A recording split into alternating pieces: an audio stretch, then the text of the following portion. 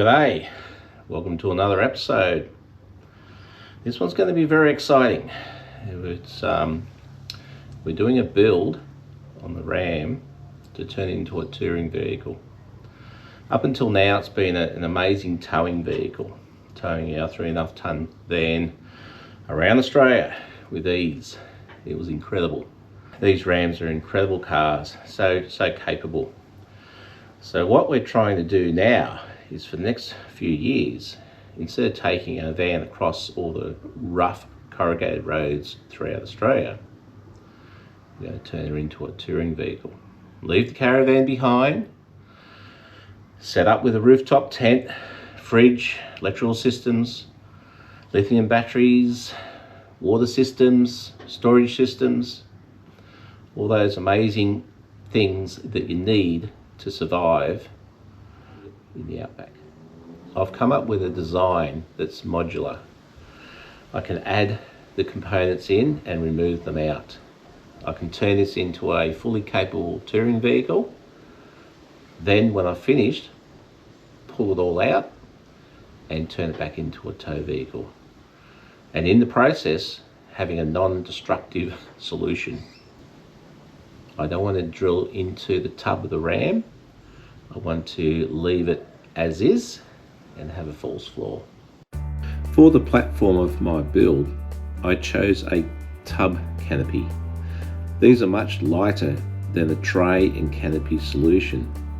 The Tub Canopy is only 75 kilos. I purchased it from Australia Camp and Trek.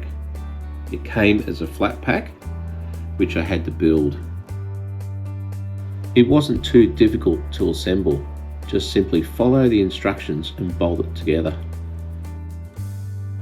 Once assembled, we used a backhoe to lift the canopy up onto the Ram tub.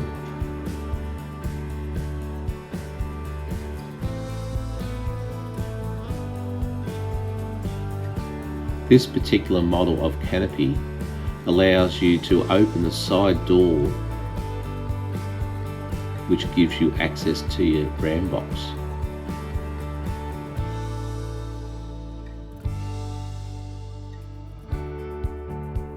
As you can see, it fits quite nice over the top of the Ram boxes.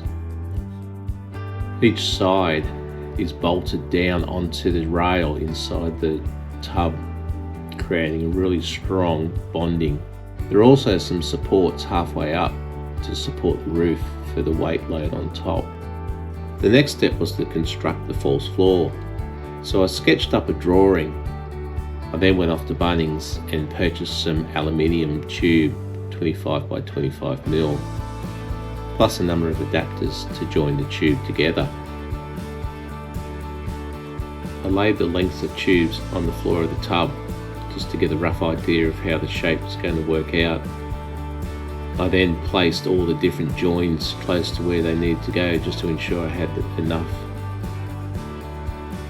And once I was happy with the layout, I then cut the tubes to fit. Okay, after a couple of hours of cutting with the handsaw, or the tube, it's all sort of fitted in now. And as can be seen, the side pieces fit underneath the rail. The rail that comes with the Ram that's bolted on for your normal, where you attach your straps and things to tie things in the back. There's a strong rail that runs through, and that will hold the side pieces down, which holds the centre down. The width of the frame is 10 mil less than the width of the tub. This leaves a 5 mil gap on each side to allow it to slide in easily into the tub. Similar to the height of the sides, it is 5 mil less than the height of the side rails.